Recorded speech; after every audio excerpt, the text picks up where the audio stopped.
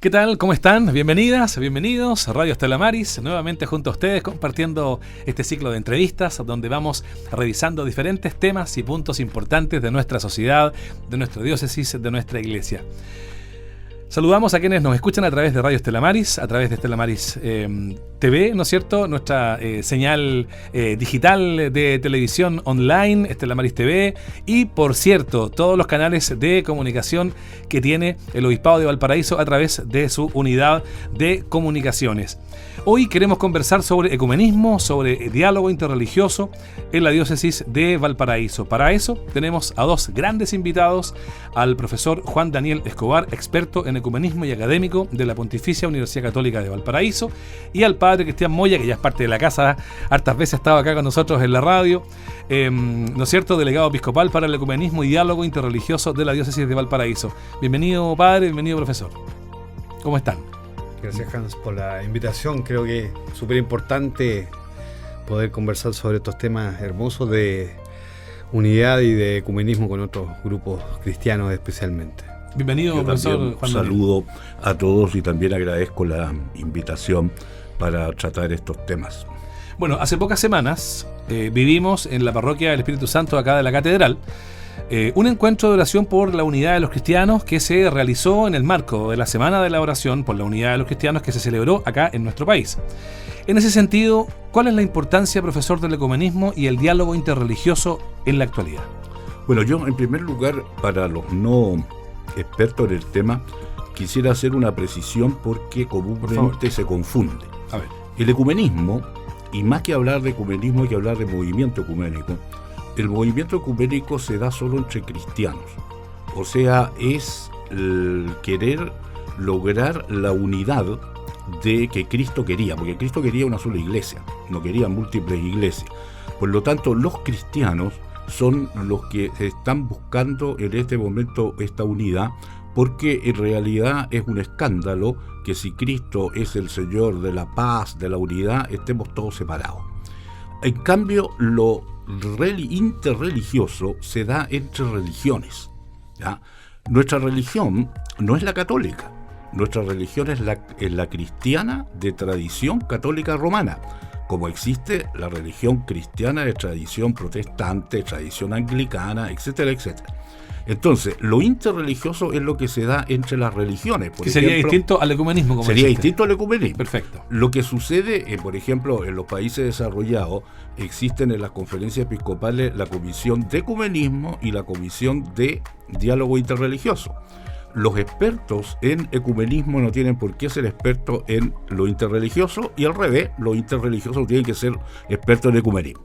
Pero el problema es que en América Latina tenemos una escasez, tanto en el ámbito de preparación en lo interreligioso que en lo ecuménico. Entonces, por ejemplo, la Comisión Nacional de Ecumenismo y Diálogo Interreligioso de la Conferencia Episcopal, y ahí se juntan ecuménicos o ecumenistas y expertos en lo interreligioso. A partir de eso, ¿cuál cree usted de los dos tópicos, de las dos palabras, si vamos, ¿no es cierto?, al significado de cada una? ¿Cuál de las dos es más importante que la vivamos como cristianos? Bueno, indudablemente de que el cristianismo unido tiene mucho que ofrecerle al mundo. De partida, estoy pensando, por ejemplo, en las críticas que hacían los filósofos chinos, cuando empiezan a llegar los cristianos, y los chinos decían, mire, ustedes me dicen que Cristo es el Redentor, que Cristo es el Hijo de Dios, que no existe nadie más como Jesucristo. Entonces yo le pregunto lo siguiente, ¿a cuál Jesucristo me tengo que convertir? ¿Al Jesucristo que me dicen los luteranos, al que me dicen los católicos, al que me dicen los anglicanos? Entonces el sabio chino te decía, mire, ¿por qué no se ponen ustedes de acuerdo primero y después me vienen a hablar a mí? Porque es una contradicción, ¿ya? Si Cristo es el Redentor de la humanidad, todo, y yo le digo, no, pero lo mío es el que vale, no le haga caso a este otro. Y el otro dice, no, a él no le hagan caso, háganme a mí, es un escándalo. Y por lo tanto eso es lo que ha hecho de que uno pueda decir de que en ese sentido el cristianismo ha fracasado en el mundo, por el problema de la desunión. Gracias a Dios que ahora esto ya se toma conciencia y de hecho todas las iglesias cristianas indudablemente están embarcadas en lo que significa el ecumenismo. Y lo interreligioso también es muy importante. Te pongo un caso concreto. El Papa Juan Pablo II, San Juan Pablo II, con una visión extraordinaria, fundó las reuniones de Asís.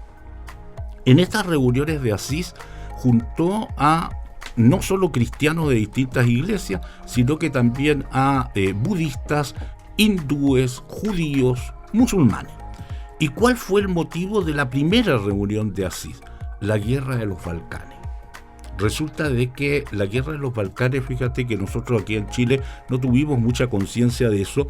Yo estaba estudiando el magíster en ese tiempo en Europa y me tocó ver eso, que fue terrible, ¿no?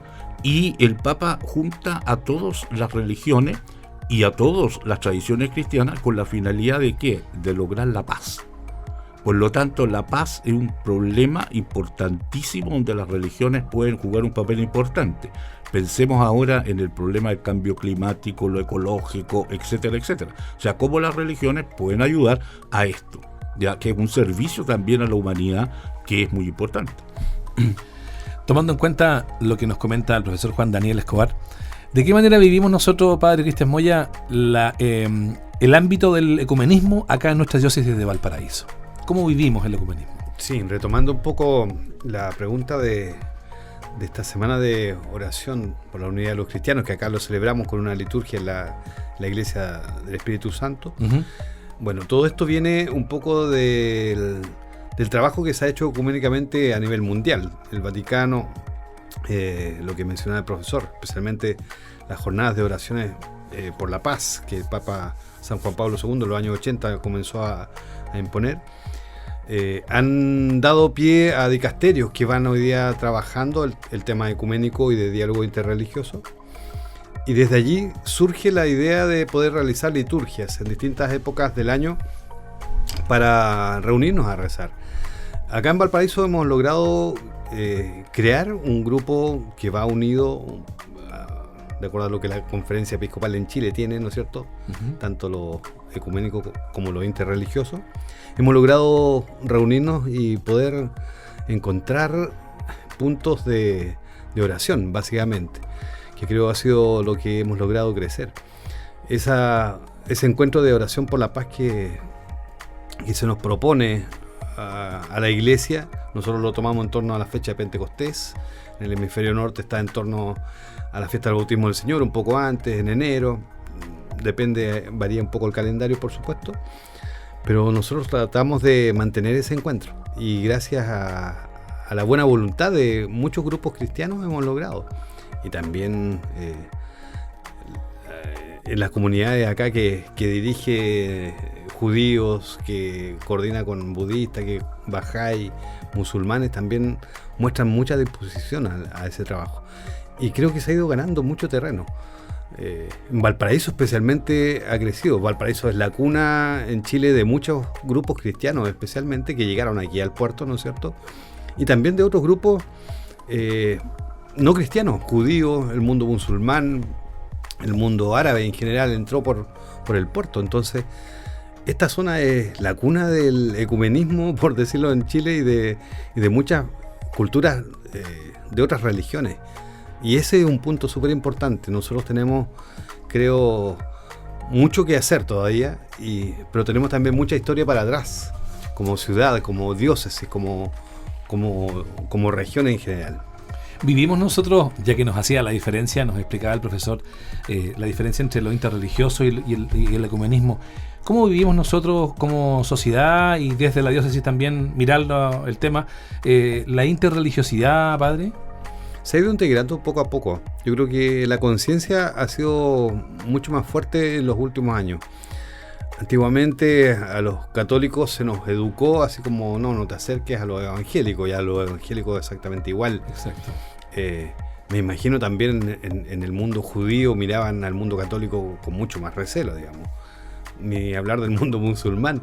Entonces hoy día creo que se han ido cayendo un poco esas barreras porque nos hemos atrevido a sentarnos en la misma mesa, nos hemos atrevido a orar juntos, cosa que años atrás, décadas atrás, siglos atrás habría sido imposible. Yo creo que si le preguntáramos a Dios, ¿no es cierto? Él lo único que querría es que nos uniéramos para nos uniéramos exactamente y adoráramos a Cristo, ¿no es cierto? A lo mejor uno desde esta esquina, otro desde la otra, pero finalmente mirando al mismo centro, ¿no? Hemos logrado ese punto y eso es importantísimo. La unidad, tal como indicaba el profesor, es el norte del ecumenismo y del diálogo interreligioso, unirnos. Cada cual con sus bemoles, con sus colores diferentes, somos con sus matices, ¿cierto? Exactamente, y en esa diversidad poder encontrarnos, poder unirnos para algo en común. Por ejemplo, una oración. Tenemos celebraciones en nuestra Iglesia Católica donde sean invitadas todas y todos en ese sentido religioso e interreligioso, padre. Sí, tal vez acá en Valparaíso la ceremonia más importante y más destacada es el Te Deum, que se realiza de acción de gracias por las fiestas patrias, ¿no es cierto?, en septiembre. Pero hemos logrado crecer también en otros encuentros. Este mismo de la Semana de Oración por la Unidad de los Cristianos ya es el tercer año que lo estamos realizando. Poco a poco queremos que se siga integrando. Estamos planificando otras actividades con la Católica. La Pontificia Universidad Católica está muy interesada en que abramos espacios de diálogo, justamente, buscando esa unidad y la diversidad de alumnos que ellos tienen también, que provienen de distintas creencias, poder plantear y encontrarnos. Estamos ya planificando algunas actividades con la Católica. Hemos logrado abrir un poco más de espacio que se echa de menos también para esos conversatorios. Estamos conversando con el padre Cristian Moya, delegado episcopal para el ecumenismo y diálogo interreligioso de la diócesis de Valparaíso, y también lo presentábamos al comienzo al profesor experto en ecumenismo Juan Daniel Escobar, académico de la Pontificia Universidad Católica de Valparaíso. ¿Qué nos aporta más, profesor, el ecumenismo o el diálogo interreligioso? Ya que usted hacía la salvedad, sí, la diferencia. También quiero hacer una precisión porque se puede, ¿cómo se llama?, confundir. El ecumenismo, la finalidad del ecumenismo es la unidad de los cristianos. Como decía el padre, es una unidad en la diversidad. ¿En qué los queremos unir? En torno a doctrina, a sacramentos y a ministerio. Son los tres elementos, ¿no es cierto?, fundamentales que se busca esta unidad. Pero como vuelvo a repetir, no es una uniformidad, sino de que es una unidad en la diversidad. En el diálogo interreligioso no se busca la unidad de las religiones, ni hacer una sola religión, sino que cada religión desde su particularidad pueda promover lo que sería la justicia, el problema ecológico, convivencias sociales, no a la violencia, etcétera, etcétera. ¿Ya? Entonces, ¿por qué? Porque como aquí ecumenismo e interreligioso va siempre junto, entonces de repente se cree esta confusión como que es sinónimo. Casi que son sinónimos. Claro, y no son sinónimos. No lo son. ¿Ya? Entonces, por ejemplo, el Te Deum de Valparaíso es ecuménico e interreligioso porque participa judíos, musulmanes. O puede participar personas de participantes de pueblos originarios, etcétera. Si fuera solo entre cristianos, entonces sería un Te Deum ecuménico. Nada más dentro de ese campo. Ahora, yo creo que los dos son indudablemente importantísimos y los dos pueden aportar mucho a lo que es la ciudad. Y quiero resaltar algo que decía el padre. Valparaíso, está la diócesis, la Universidad Católica de Valparaíso, ha estado a la cabeza del ecumenismo durante toda su historia, ¿ya? ¿Por qué? Porque como aquí llegaron a esta ciudad, entonces al principio hubieron problemas, eso es obvio, problemas bastante graves en torno, por ejemplo, a lo que significaba la lectura de la Biblia.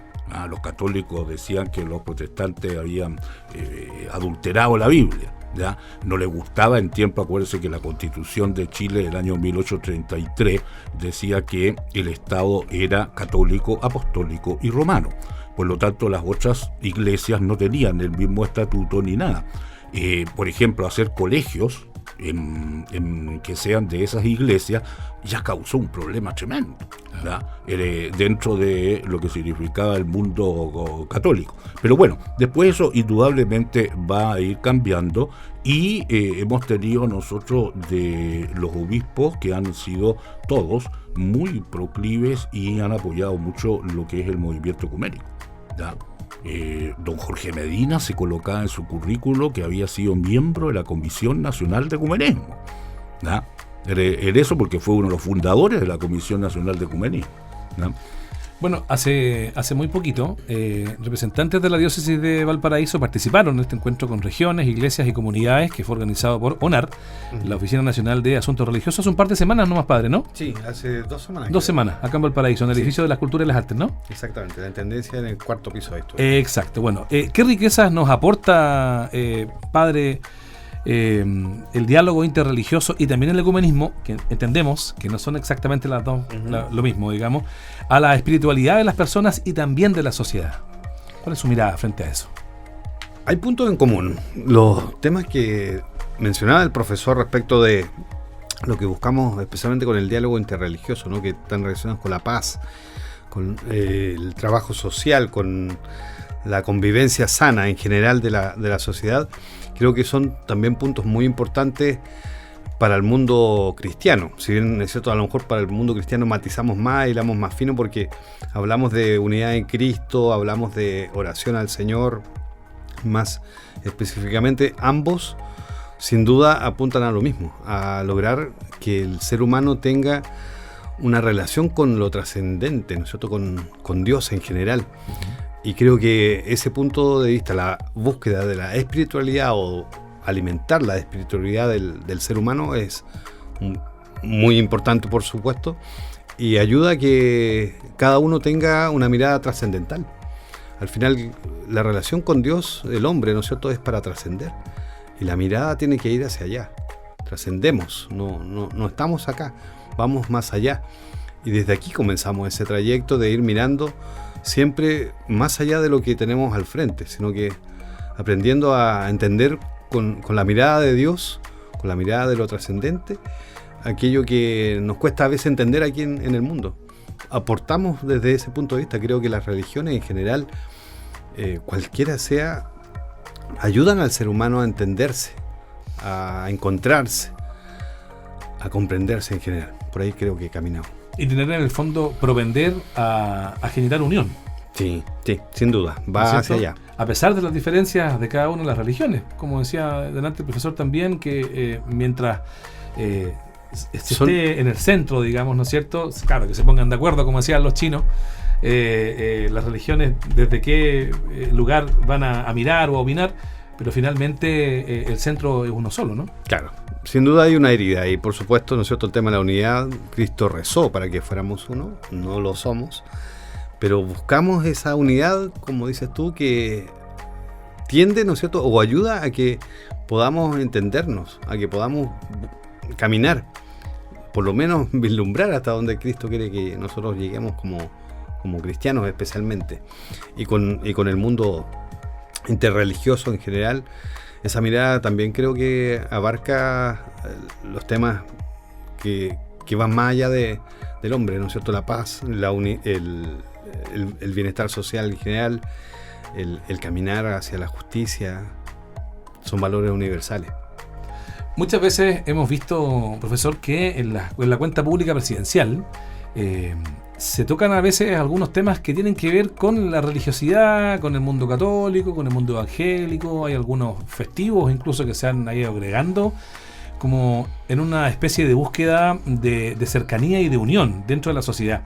¿Qué hace el Estado frente a este tema? ¿Cree usted que es preponderante, es importante que el Estado tome un lugar determinante dentro de la unión de los pueblos que son un pueblo religioso? Puede que uno distinto, unos parados en un lugar, otros en otro, evangélicos, ¿no es cierto?, pentecostés, católicos. ¿El Estado tiene un papel importante en esa búsqueda de unión ahí, profesor? Bueno, indudablemente, si nosotros seguimos la Declaración Dignitatis Humanae del Concilio Vaticano II, que es sobre justamente el tema de la libertad religiosa, la declaración es muy clara en el sentido de que el Estado, todos los Estados, deben promover, deben cuidar, podríamos decir, fomentar la libertad religiosa. La libertad religiosa significa, y ahí hay que tener un poco cuidado, ¿por qué? Porque ¿hasta dónde llega la libertad religiosa? La libertad religiosa llega hasta no romper el justo orden público que una sociedad libre y democráticamente se ha dado. ¿Por qué? Porque de repente se confunden estas cosas. O sea, te pongo un ejemplo concreto. Si yo voy en la calle y le disparo a un perro y lo mato, entonces me van a decir que es crueldad animal. Si yo agarro a ese perro y lo sacrifico en una piedra, voy a decir que es un hecho religioso, entonces me van a decir, no es tanto el delito. Pero si esto el delito es el mismo. Le está quitando la vida. Claro, es una forma diferente nomás. Entonces ahí hay que tener cuidado porque a veces se esconde bajo lo religioso muchas cosas que deben ser, no solo condenables, sino que deben ser incluso imputables. ¿Por qué, fíjate, un crimen común y corriente no ha tenido el mismo peso de castigo que el crimen desarrollado en una secta con aparentes fines religiosos? ¿Ya? Eso no puede ser. Entonces resulta de que el Estado debe indudablemente promover eso. Y volviendo, fíjate, un poco atrás, en el ejemplo esto del diálogo interreligioso me recordaba lo siguiente. Las etapas que ha tenido las religiones han sido, en primer lugar, la coexistencia, segundo lugar, la tolerancia, tercer lugar, el diálogo, y cuarto lugar, que todavía no llegamos mucho, es el intercambio. Pero ojo, ¿qué es lo que es el intercambio? El intercambio es qué es lo que tienes tú que me sirve a mí para crecer como yo, sin cambiar, digamos, ¿no es cierto?, mi fe. Por ejemplo, yo le digo a los alumnos, un ejemplo claro, Alá es misericordioso. Eso es de los musulmanes. Pero resulta de que debemos aprender que nuestro Dios también es misericordia. Y de repente se nos olvida y quedamos en una visión de un Dios justiciero, castigador, ¿no es cierto? Dios te va a castigar. Lo demás. Claro. De ahí viene ese término. Desde niño. Entonces tienes ahí. Ahora al revés. Yo hice un estudio hace años atrás en que quise investigar qué es lo que el cristianismo le había aportado al hinduismo, específicamente al hinduismo contemporáneo. Oye, encontré que, por ejemplo, y nadie me ha tratado de loco porque lo he escrito varias veces en artículos, para mí la filosofía de la no violencia de Gandhi está basada en Mateo capítulo 5. ¿Ah? El mismo Gandhi decía, cuando yo estudié la Biblia, dijo, leí el Antiguo Testamento y ahí al primero que pasaba le cortaban la cabeza y no me llamó la atención, pero tenía que terminar. Y llego al Nuevo Testamento y como el primer texto, el primer evangelio del Nuevo Testamento es el Evangelio de Mateo, dijo que he aprendido. Y llego al capítulo 5 y lo encuentro extraordinario. Y resulta de que empieza a meter todo lo que es el amor al prójimo, que no estaba en el hinduismo, y resulta que él lo empieza a colocar. Entonces ahí hay que ver estos avances, ¿no es cierto?, que se han dado en el plano del diálogo interreligioso actualmente, ¿no? Padre Cristian Moya, yendo al tema que podríamos preguntarle, ¿no es cierto?, temas como religioso, como sacerdote, ¿cómo podríamos potenciar el diálogo con las iglesias evangélicas, siendo que son muchas, digamos, pero que aún no tenemos un vínculo cercano, como por ejemplo con los pentecostales? Con el mundo pentecostal ha ido abriéndose puertas muy pequeñas todavía, pero de a poco. Creo que va pasando, y ellos mismos lo reconocen, va pasando por la misma comprensión de sus pastores. Uh-huh. En la medida que ellos van entendiendo la necesidad de reunirse con otros grupos cristianos, en que descubren también la riqueza que hay detrás de ese encuentro, se va dando. Conforme han pasado los años, ¿usted cree que se ha ido acercando las posiciones de a poquito? Sí, y desde el mundo nuestro, desde el católico, también creo que ha ido creciendo ese encuentro. Uh-huh. Hace 20 años atrás, 30 años atrás... Era impensado. Era muy raro ver al cura con un pastor, ¿no es cierto?, haciendo algo, y era como hasta mal visto. Uh-huh.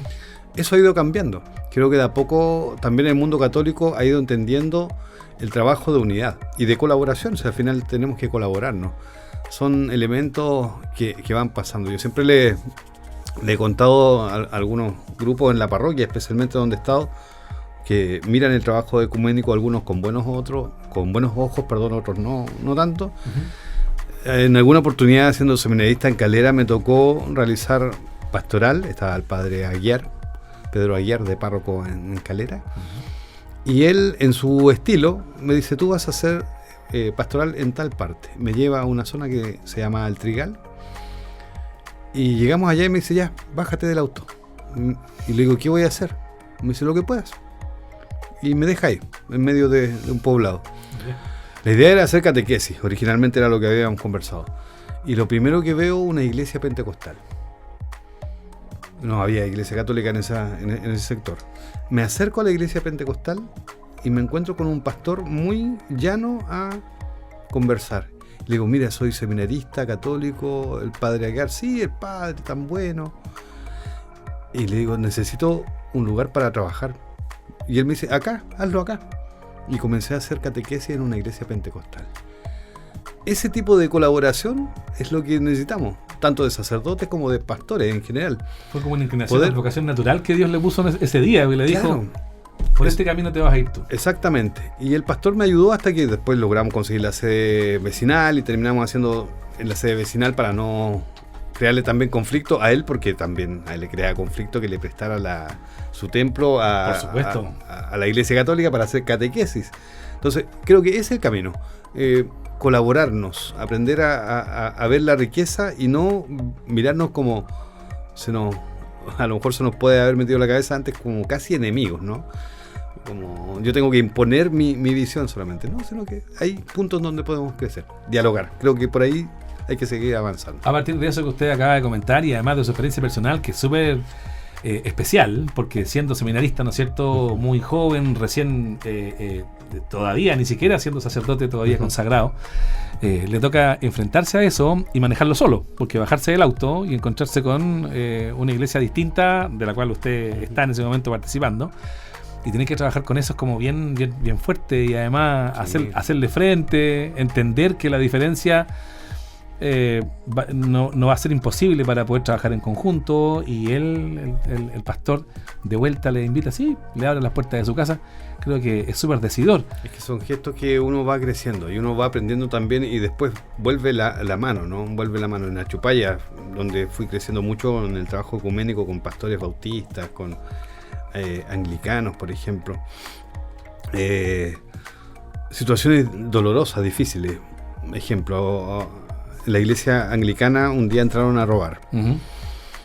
Y roban todo lo que pillan, especialmente los vasos sagrados, que es lo primero que llama la atención tal vez. Y en la iglesia anglicana quedaron sin cáliz, sin el cáliz. Entonces, y tenían que hacer celebraciones, que hoy no tenían dinero para reunirlo.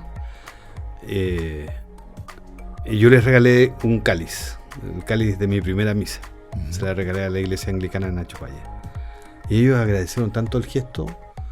Claro, también para uno es muy simbólico, porque el cáliz con el cual celebraste la primera misa tiene un significado especial. Que yo ya no lo tengo. No tiene hoy día una comunidad anglicana que celebra su encuentro dominical con ese cáliz.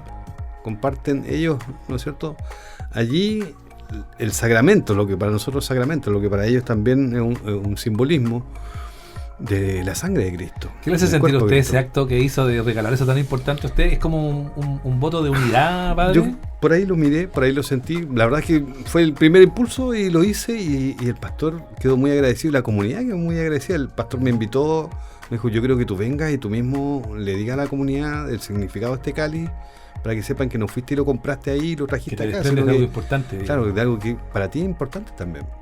Entonces, insisto, esos gestos creo que nos van ayudando. Y así también lo hemos recibido nosotros, ¿no? El mundo, no solamente cristiano, sino que también las invitaciones que nos han realizado desde el mundo judío, por ejemplo, a la acción de Gracias por la Patria, que nuevamente se va a realizar en Viña este año. El otro día el rabino Chevsky ya nos estaba invitando para participar. Son gestos hermosos de encontrarnos y de poder unirnos en esa línea. Necesita nuestro país y el mundo entero, yo creo, votos de unidad, ¿no es cierto? Que hayan hitos que marquen la unidad, la cercanía entre los pueblos, las diferencias, porque las tenemos, por cierto, de diferentes puntos, religiosos, políticos, pero creo que distanciándonos no vamos a estar mejor, ¿no? No, claramente no. No es el camino. Hoy día no, porque la sociedad, el individualismo, tantos elementos que hoy atentan contra el trabajo comunitario, las mezquindades sociales, políticas, y no sumemos las religiosas, o sea, ya sería el colmo que también hubiese mezquindades religiosas que nos sigan tirando cada uno por su lado. Yo agradezco, por ejemplo, que la UNAR nuevamente nos haya convocado a todas las entidades religiosas de la región. Fue muy bueno ese primer encuentro, y vemos el deseo de querer de parte del Estado, del gobierno de turno, de volver a trabajar. Y eso es maravilloso. Porque son, insisto, son elementos, lo religioso tiene que, ojalá el apellido de los religiosos fuera esto, ¿no? Estamos unidos, o vamos caminando hacia allá. Creo que esos son puntos importantes. Dentro de tanto individualismo, esto son destellos que van, ojalá, terminando de iluminar el día. Finalmente, ya se nos ha pasado volando el tiempo. Padre, profesor, ¿cuál sería el desafío que tenemos como sociedad, tanto en nuestra diócesis de Valparaíso como a nivel país, en términos de el ecumenismo y de la interreligiosidad? Mira, yo lo voy a decir desde el ámbito que me muevo yo, que es el ámbito académico, y que también es importante como el ámbito que se mueve el padre, porque quiero resaltar de que ese gesto que él hizo vale más que 20 congresos de ecumenismo, que después todos nos entregamos las tarjetas y antes de tomar el avión las votamos, aunque es común eso. Entonces resulta de que en este caso yo creo que la Iglesia Católica, y esto lo he venido diciendo hace mucho tiempo, tiene un gran problema, que es la preparación de personas en este ámbito. Y eso se ha ido perdiendo, ¿verdad? Fíjate de que no hay, o los hemos incluso hasta farreado, personas que podrían trabajar en este ámbito, porque las universidades no han sido lo suficientemente mirándose al futuro. En ese caso, las diócesis tienen tantos problemas.